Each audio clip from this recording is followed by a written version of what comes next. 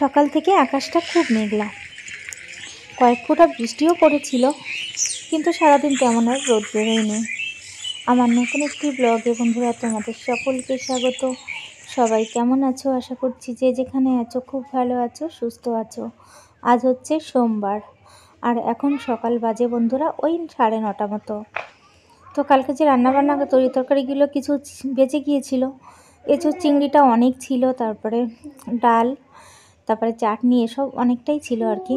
এ দেখো পনিরের তরকারি, তো সব পাশের লোকদের কিছু দেয়া হয়েছে, আর কিছুটা আমরা নিজেদের খাওয়ার জন্য রেখেছিলাম। তো এই সমস্ত কিছু আমি এখন সকালবেলা গরম করব, আর গরম ভাত হয়ে গেছে আর কি।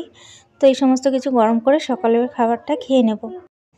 তো বন্ধুরা তোমরা সবাই কেমন আছো? আশা করছি যে যেখানে আছো খুব ভালো আছো, সুস্থ আছো। আমরাও মোটামুটি ভালোই আছি। এদিকে সমস্ত কিছু গরম করার পরে দিদি বলল কয়েক পিস মাছ ভেজে নে সবার জন্য। তো এখানে আমি একটু মাছ ভাজা করছি আর কি। আর এদিকে বসিয়ে দিয়েছে হাঁসের ভাত আর কি। মুরগি তো নেই দিদির কাছে, এখন 4টে মাত্র হাঁস আছে, তো ওরা খায় আর কি। তো ওদের জন্য ভাত রান্না বসিয়ে দিয়েছি। এদিকে সমস্ত কিছু গরম করা হয়ে গেছে, আমরা ভাত বেড়ে নিয়ে খেতে বসে পড়েছি। সবাই একসঙ্গে খাবো আর কি। খাওয়া দাওয়া শেষে চলে এসেছি। এখানে কিছুটা কালকে যে এঁচোড় কেটেছিল, তো ওরা অনেক কিছুই আর কি বাদ দিয়েছিল, তো যেগুলো আর কি খাওয়া যাবে, কাঁঠালের দানাগুলো, তারপরে কিছু এঁচোড় আর কি। তো সমস্ত কিছুটা রাখা হয়েছিল, সেগুলো আমি এখন সুন্দরভাবে কেটে নেব, কেটে রেখে দেবো। একসময় রান্না করলে বেশ ভালো লাগবে।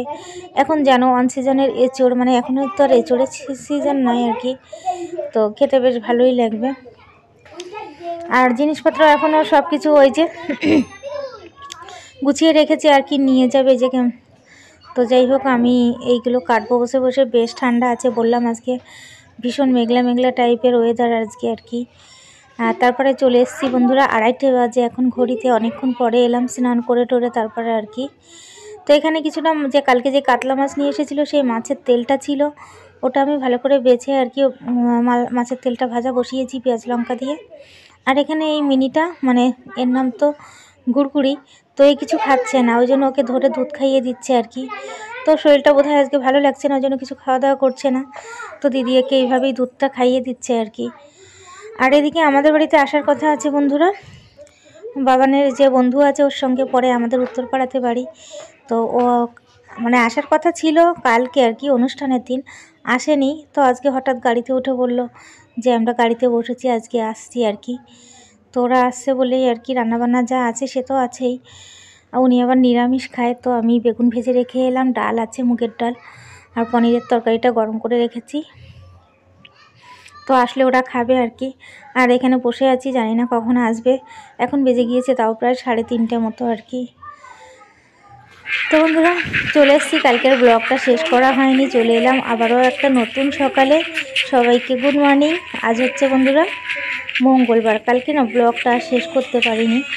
তো আমি ঘুম থেকে এখন উঠে চলে এসেছি, এখন ঘড়িতে প্রায় বাজে 8টা মতো, আর ব্রাশ করছি। বেশ একটু হালকা মতো ঠান্ডা আছে, তো আমি একটা হালকা পাতলা চাদরও গায়ে দিয়েছি আর কি।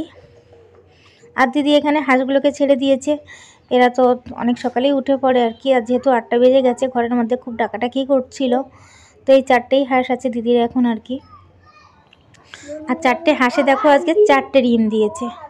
আর এরকম ডিম তুলতে কার না মজা লাগে বলো, ভীষণ মজা, মানে খাওয়ার থেকে মজাটাই বেশি আর কি। তবে হাঁস মুরগি পুষলে তাদের পেছনে খাটতেও হয় আর কি, অনেক খাটতে হয়, তাদের খেতে দেওয়া টাইমে, তাদের ঘরে তোলা, তারা যে পটি করে সেই জায়গাটা পরিষ্কার করা আর কি। তো যাই হোক, জিনিস দেখলে তো মজা লাগে, কিন্তু তাদের পেছনে খাটতেও লাগে। আর এখানে এসে আমি তো কোনো ভিডিও সেরকমভাবে করতে পারছি না আর কি, হচ্ছে না, খাচ্ছি দাচ্ছি শুয়ে থাকছি, কাজকর্ম তেমন কিছু করছি না, ওই জন্য ভিডিও আর করা হচ্ছে না। সমস্ত কাজ তো দিদিই করে। আর দিদি ওদিকে কাঁচা ধোয়া করে এসে রান্না বসিয়ে দিয়েছে দুপুরের জন্য। আর আজকে রান্না করছে